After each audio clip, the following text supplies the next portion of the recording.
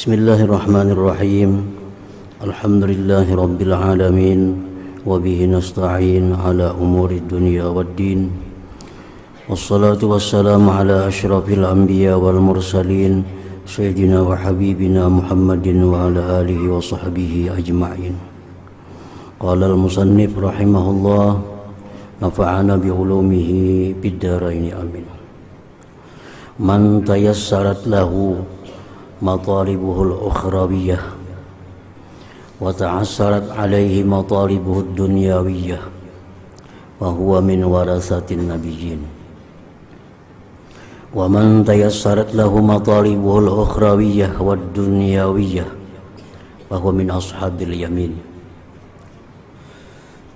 Wa man tayassarat lahu matalibuhud dunyawiyah wa ta'assarat alaihi al-ukhrawiyah fa huwa minal mustadrajin.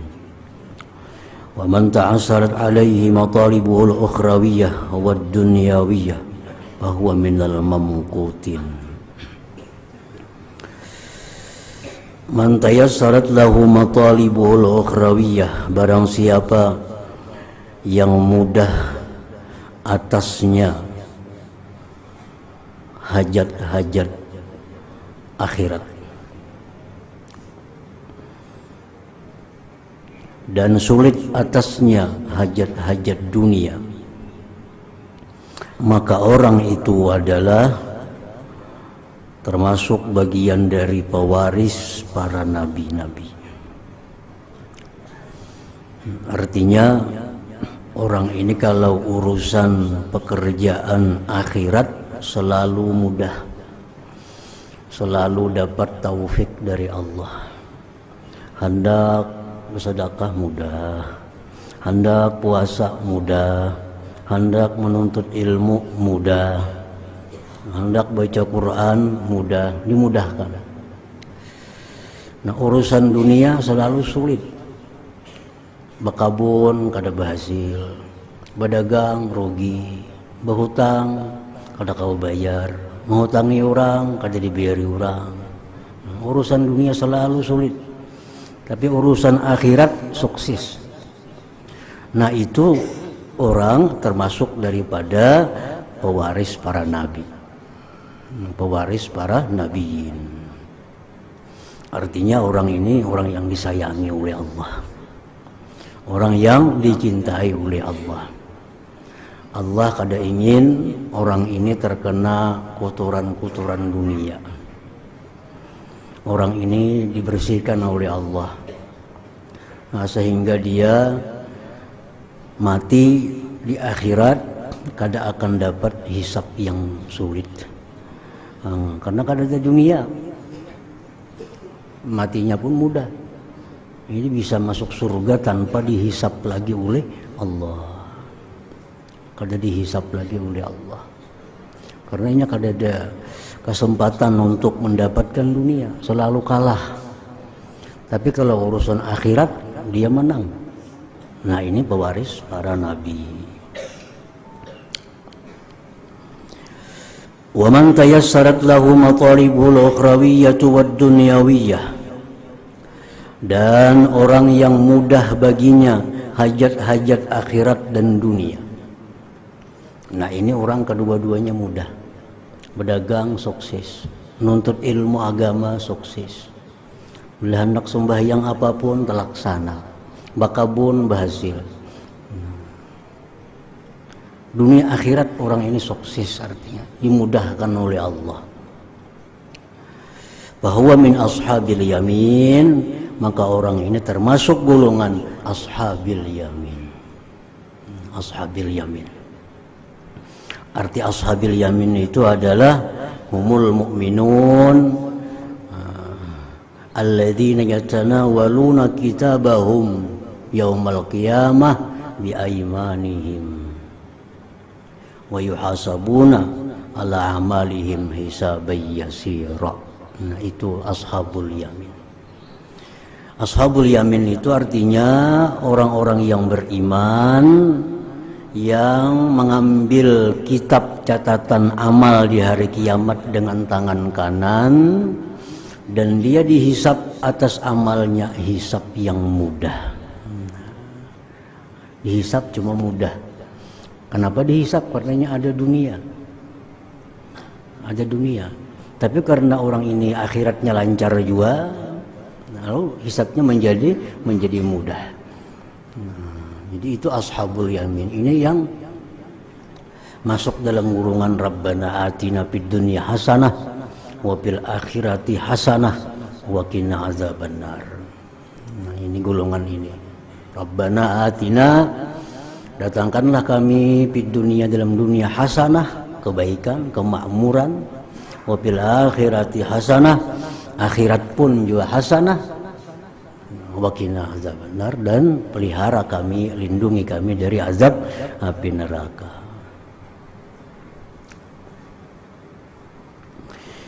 Wa man tayassarat lahu matalibuhu ad-dunyawiyah wa ta'assarat alaihi al-ukhrawiyah. Yang ketiga, orang yang mudah baginya hajat-hajat dunia dan sulit atasnya akhirat. Kalau urusan dunia dia selalu sukses, berdagang untung, berkebun berhasil, beternak berkembang, semua urusan dunia bila di tangannya sukses. Tapi urusan akhirat orangnya selalu kada berhasil, mengaji kada menuntung, beramalan napa-napa kada istiqamah, selalu kesulitan. Bila urusan akhirat selalu ada halangan, rintangan, artinya kada dapat taufik dari Allah. Dunianya maju tapi akhiratnya kalah. Nah, bahwa minal mustadrajin, maka ini orang tergolong orang-orang yang dilanjur oleh Allah Subhanahu wa ta'ala. Ini dilanjur. Arti dilanjurnya apa? Dalam dunia dia diberi Allah kenikmatan, tapi di akhirat nantinya dia akan menemui hisab yang berat. Nah, menemui perhitungan yang sulit dari Allah Subhanahu wa ta'ala. Di akhirat dikumpulkan semua kesalahannya dalam dunia, kada diganjar di dunia, dosanya dalam dunia kada dibalas di dunia. Kan balasan dalam seperti sakit. Nah, sakit itu kan pasti ada dosa yang dihapus oleh Allah. Kita kena musibah harta, ada dosa yang dihapus oleh Allah. Ada musibah keluarga, pasti ada dosa yang dihapus oleh Allah. Orang ini kada, garingnya kada biasa. Nah, dapat musibah kada biasa. Artinya dunianya begitu mulus, dunianya lancar. Ini kada tahu di mixagrip, kada suah makan mixagrip, kit kepala aja kada suah. Pada umur sudah 50, 60, kada tahu sakit kepala. Jadi urusan dunianya orangnya sangat lancar, tapi akhirat sampai yang tahajud kada biasa, sampai yang berjamaah belang kambingan, mengaji kada tuntung. Artinya urusan akhirat banyak terbengkalai. Nah, ini orang mustadrajin, orang yang dilanjur oleh Allah. Artinya apa? Dilanjur tuh dibiarkan oleh Allah, dibiarkan biar dikumpul kesalahan. Nah, di akhirat hanya ditindak sekaligus. Lalu mengalami kesulitan-kesulitan di akhirat kita. Nah, ini nampak ya. Wa man ta'assarat alaihi matalibuhul ukhrawiyah wad dunyawiyah. Barang siapa yang sulit atasnya hajat akhirat dan dunia. Nah, orang ini urusan dunia sulit, akhirat sulit. Dunia miskin, akhiratnya miskin. Bahwa minal mamkutin, ini orang-orang yang dimurkai oleh Allah Subhanahu wa ta'ala. Paling sakit ini, paling sakit. Dunia sudah sakit, akhirat pula sakit lagi. Mana kada berduit, tambah kada penyembahyang. Mana kada banyak amal, tujuh nyambati orang. Kada banyak amal nyambati orang, nah, apalagi nang dibayar kena dosa orang ditarik. Kita banyak amal, ya amal bayar. Orang banyak amal, lalu menggibah orang, amalnya dibayar, diambil. Ya, amal sudah kada banyak, karena akhiratnya sulit. Nah, gawian pulang katuju menggunjing orang, nyembatu. Nah, lalu kan dosa-dosa orang dikumpul lawan inya. Nah, jadi ini mamkutin, orang yang dikutuk, ya, yang dimurkai oleh Allah Subhanahu wa taala. Jadi 4 golongan ini ada pada kita, ada pada manusia ini. Imam golongan yang pertama, pewaris para nabi, orang yang masuk surga bighairi hisab, tanpa dihisab oleh Allah. Karena kan ada yang dihisab. Yang kedua, orang yang beruntung, dunianya sukses, akhirat sukses, dihisab-hisab yang mudah, hisab yang intim. Yang ketiga, paling berbahaya, orang yang hidupnya selalu nyaman tapi ibadahnya kurang, dilanjur oleh Allah. Yang keempat ini yang paling sakit, dunia akhiratnya menderita. Wa huwa minal mamkutin. Syarrul fuqara man yawaddu annahu minal aghniya wa khairul aghniya man la yakrahu ayyakuna minal fuqara. Sejahat-jahat orang fakir, orang yang mengangan-angan kaya. Sejahat-jahat orang miskin, orang yang hendak kaya. Kayaknya kada, di akhirat kita dihisap yang berat. Nah, kayaknya kada dalam dunia, tapi di akhirat dikumpulkan serta orang-orang kaya. Kenapa? Karena dia mengingini jadi orang kaya, cuma kada berhasil.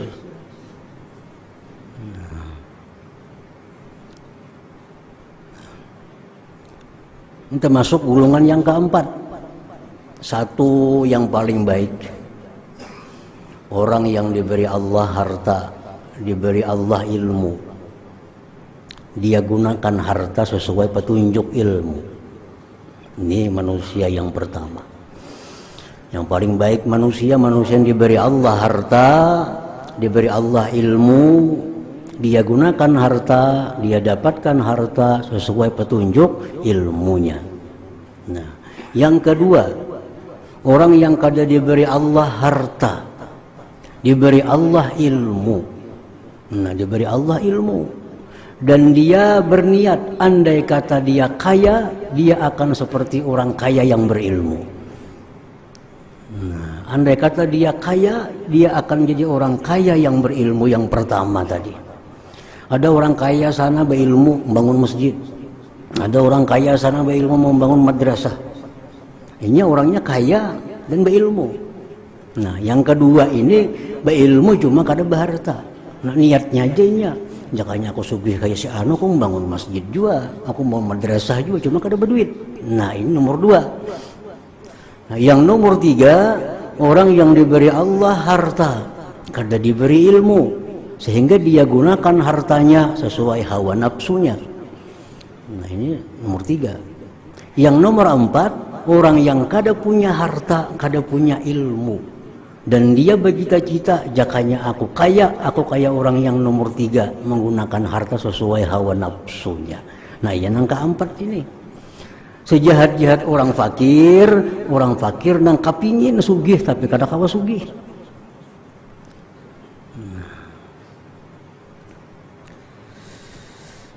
Jadi ini orang fakir tapi titalnya ini muhibbud dunia. Orang fakir tapi cinta dunia.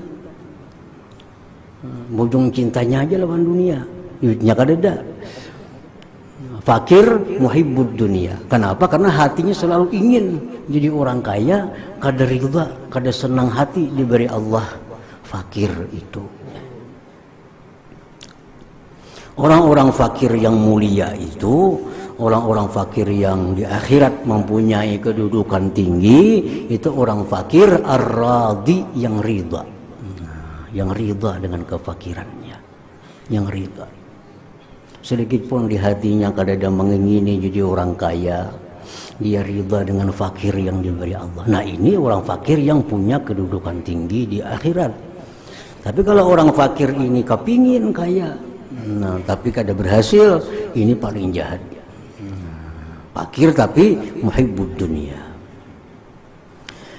Wa khairul agniya, dan sebaik-baik orang kaya, man la yakrahu ayyakuna minal fuqara, sebaik-baik orang kaya adalah orang kaya yang tidak benci bahwa dia menjadi orang fakir. Dia orang kaya, dia sugih, tapi jadinya aku andai kata diambil Tuhan hartaku, kok jadi masalah? Karena harta milik Allah. Aku dititipi harta jadi orang sugih, andai kata aku ditarik Allah harta diambil, aku pun riba. Nah ini sebaik-baik orang kaya. Orang kaya yang tidak benci menjadi orang fakir. Itu sebaik-baik orang kaya. Man amsaka an tanawuli fudulis syahawati wa lam yunfik ma fi yadayhi min fudulil amwal fahuwa mahrum. Walladhi yatamatta'u bima fi yadihi min ad-dunya wa yunfikuhu fi syahawatihi al-mubahah ahsanu halan minhu. Orang yang bertahan, artinya menahan diri, menahan diri daripada mencapai kelebihan syahwat keinginannya, dan dia tidak belanja, tidak membelanjakan sesuatu yang di tangannya dari kelebihan hartanya, bahwa mahrum, maka ini orang ditegah kebaikan dunia akhirat.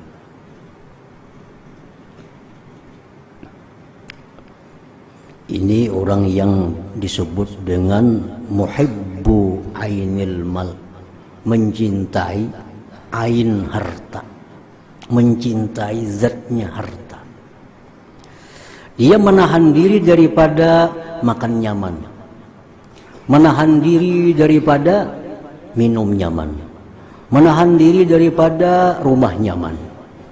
Duitnya padahal ada, duitnya ada, tapi sayang.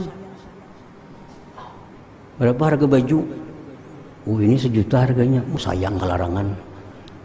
Tapi duitnya miliaran. Isi duitnya miliaran. Nukar baju nang 200.000 nukaran. Jika disedekahkan teh ala kulli hal. Bagus nih ada. Berapa harga tapih? 7,5 bah. Aduh ini aku larangan. Nukar tapih 50.000, cap mangga. Nukar tapih. Per miliaran duitnya. Duitnya miliar habis duit. Tapi kada wani, makan nyaman kada wani, bapakayan nyaman kada wani, hakun maingun duit tadi. Nah, dia pelihara duitnya dalam lemari. Jadi untuk kenyamanan diri kada, apalagi orang lain. Apalagi memberi akan ke orang, segan diri aja kada hakunnya, apalagi memberi orang. Nah ini orang mahrum, ditegah kebaikan dunia akhirat. Susah dunia akhirat nih. Akhirat susah karena dihisap kena banyak duit. Dunia susah, maarit liur.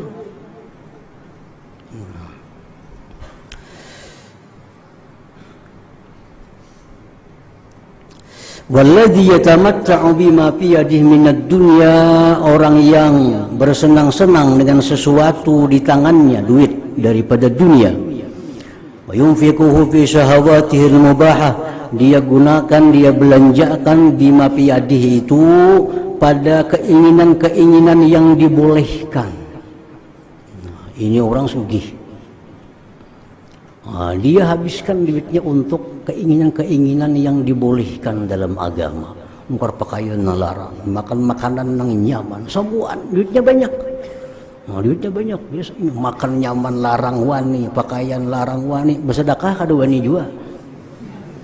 Cuma kalau urusan banyak nyaman, bah waninya.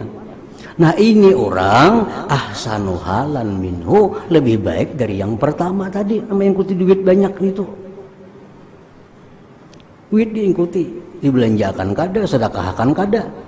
Itu lebih jahat daripada orang banyak duit tapi membelanjakan untuk syahwatnya yang mubah, yang dibolehkan. Ya Allah lebih suka ini. Kenapa sebabnya?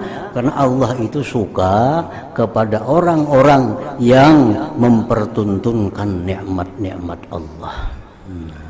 Allah suka kepada manusia yang mempertuntunkan nikmat yang diberikan Allah. Innallaha yuhibbu ayyura atharu ni'matihi alaihi. Allah cinta kepada orang yang dilihat bekas nikmat Tuhan ada pada dirinya. Mun duit disimpani orang kada tahu. Pada kita sugih, baju murah, tapih murah, murah. Duit saking banyakan tahulah orang pada kita sugih kada tahu. Karena kada dilihat nikmat pada dirinya, dilihat usang, dilihat kada bagus. Allah lebih suka nikmat itu dilihat oleh orang lain. Nah, jadi artinya tajammul, berilok, menampakkan nikmat yang diberikan Allah itu Allah lebih suka daripada orang yang menyembunyikan nikmat yang diberikan Allah Subhanahu wa taala. Nah, jadi walladzi yatamatta'u bima fi yadihi minad dunya wa yunfiquhu fi syahawatihi al-mubahah ahsanu halan minhu. Orang yang bersenang-senang dengan duit yang ada di tangannya, nah, dia belanjakan duit itu pada syahwatnya asal yang mubahah. Nah, ada kaitnya mubahah yang dibolehkan. Amun misalnya pakaian larang tapi dilarang, kayak laki-laki amas, kalung amas, nah itu dilarang ngarannya. Atau baju sutra dilarang laki-laki, nah itu lain lagi. Ini yang mubah, yang boleh-boleh, yang boleh. Apa ahsanu halan minhu, ini orang lebih baik keadaannya daripada orang itu, daripada orang yang enggan membelanjakan tadi.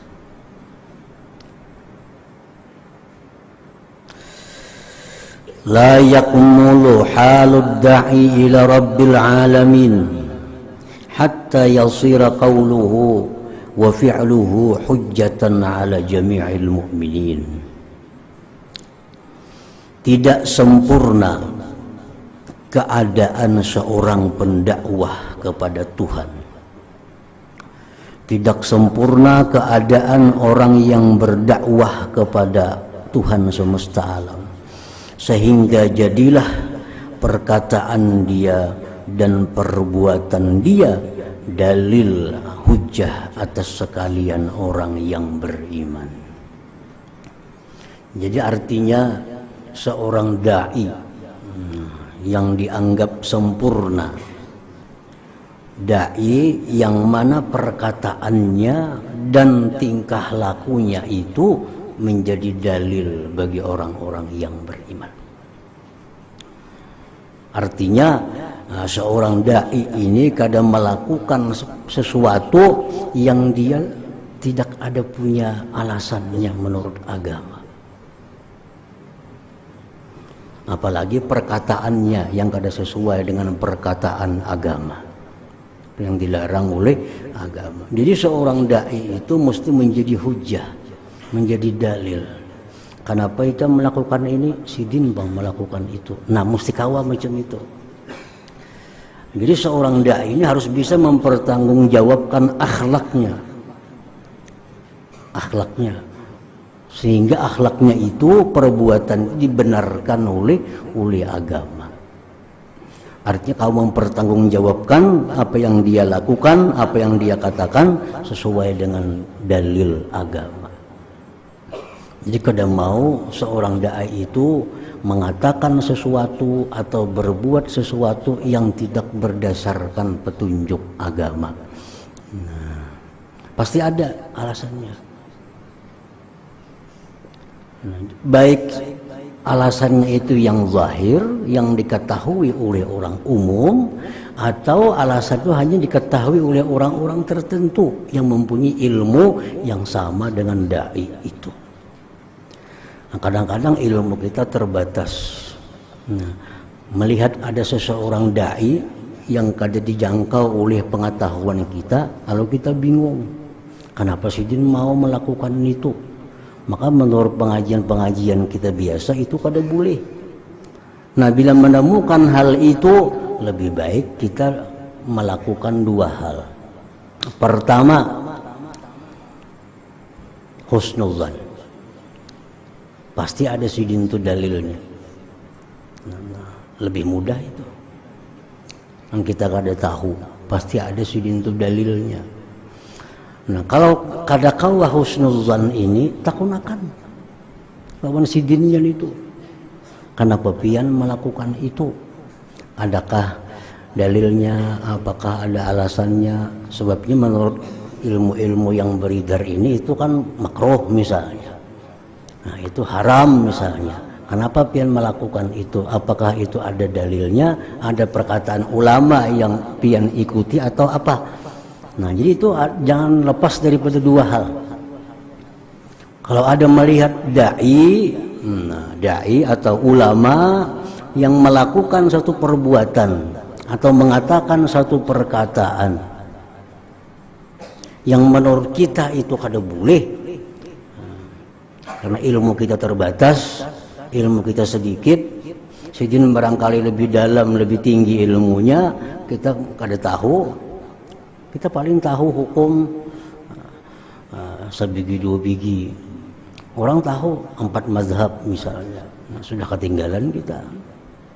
Kita menguasai 4 mazhab, Syafi'i, Maliki, Hanafi, Hambali. Orang jadi menguasai 8 mazhab misalnya. Nah, kalau kita menilai orang dengan ilmu kita, menurut mazhab 4, pekerjaan pian itu makruh. Ada pian dalilnya mazhab lain yang membolehkan itu. Nah, takunakan. Kalau kada kawa husnuzan. Nah, kalau kada kawa husnuzan. Kalau mau ngeritik itu kada boleh. Coba kita alim pada sidin ayuha. Nah, jadi antara dua, bila ada orang-orang yang berilmu, para ulama, para dai melakukan satu perbuatan, mengucapkan satu perkataan yang menurut kita ilmu yang banyak ini adalah itu haram atau makruh, kita jangan langsung menilai kada baik terhadap ulama atau dai itu. Dua tadi yang kita lakukan. Satu husnuzan, pasti sidin ada ilmunya, kita kada sampai ke sana. Kada kawa husnuzan, tetap hati kada nyaman, takunakan. Biar melakukan ini apa? Ada dalilnya tahu ada. Nah, jadi itu. Karena seorang dai yang sempurna itu orang yang perkataannya, perbuatannya menjadi hujah atas sekalian orang-orang yang beriman.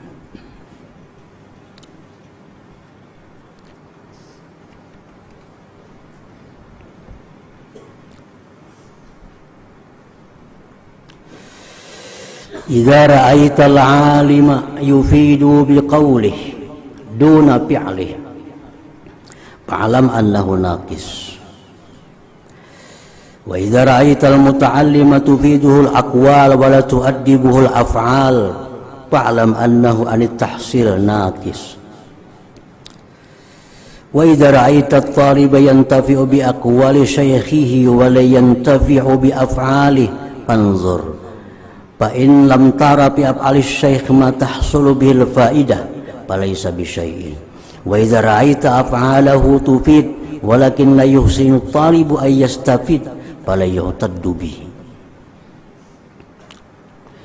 Bila engkau lihat orang alim memberikan faidah dengan perkataannya, ada orang alim yang berkata-kata dengan perkataan yang sesuai syariah, sesuai agama. Duna fi'li, bukan perbuatannya. Tapi perbuatan sidin kada sesuai syariat. Nah, kalau sidin nyuruh orang takwa kepada Allah, ittaqullah, takwalah kepada Allah, tapi sidin sendiri kada takwa. Nah, itu memberi faidah perkataan, perbuatan kada. Nah, fa'alam annahu naqis, ketahuilah bahwa orang yang alim itu masih kurang. Nah, masih kurang lagi. Karena hanya perkataannya yang bisa memberi faidah. Perbuatannya kada bisa memberi faidah karena kada sesuai dengan syariat. Bila engkau melihat seorang pelajar memberikan faidah akan dia oleh perkataan, tidak mendidik akan dia oleh perbuatan, ketahuilah bahwa itu pelajar daripada menghasilkan sesuatu nakis, mundur. Seorang yang pelajar itu mesti bisa mengambil faidah dari gurunya, baik perkataan gurunya atau perbuatan gurunya. Nah, jadi seorang yang pelajar itu yang sempurna, yang bisa mengambil faidah dari perkataan gurunya, dari perbuatan gurunya. Jadi bukan hanya mencontoh, mempraktikkan kayak apa gurunya menyuruh sembahyang cara-caranya, tapi dia bisa mencontoh kayak apa sembahyang gurunya. Nah, misalnya kayak itu.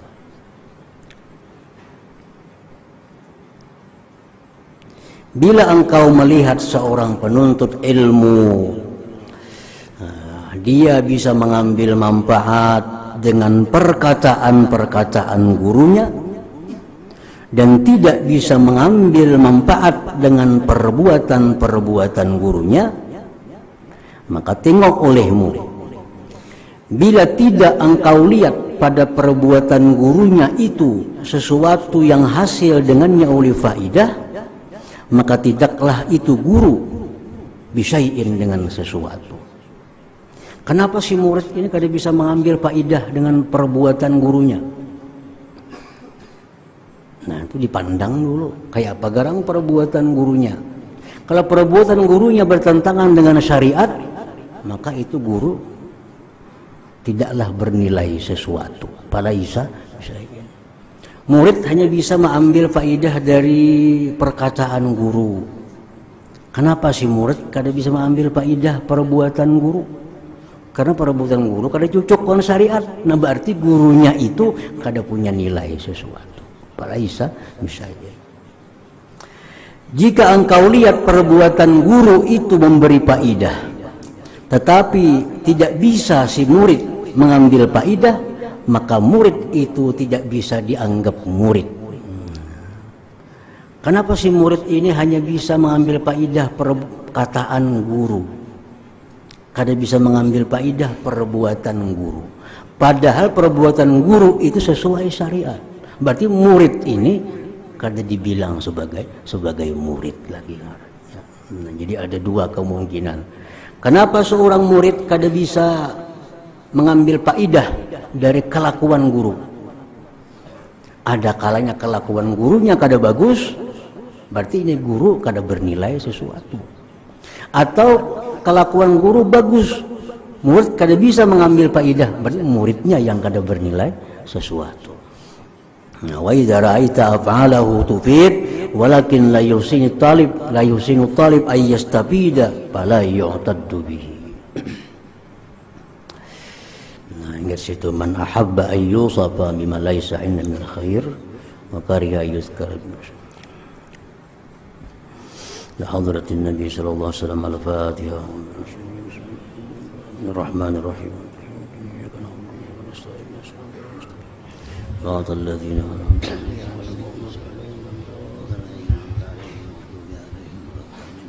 Bismillahirrahmanirrahim. Alhamdulillahi rabbil alamin wassalatu wassalamu ala asyrofil anbiya'i wal mursalin wa ala alihi washabihi ajmain. Allahumma inna nas'aluka al-ridha wal jannah wa nunjatika wan nar.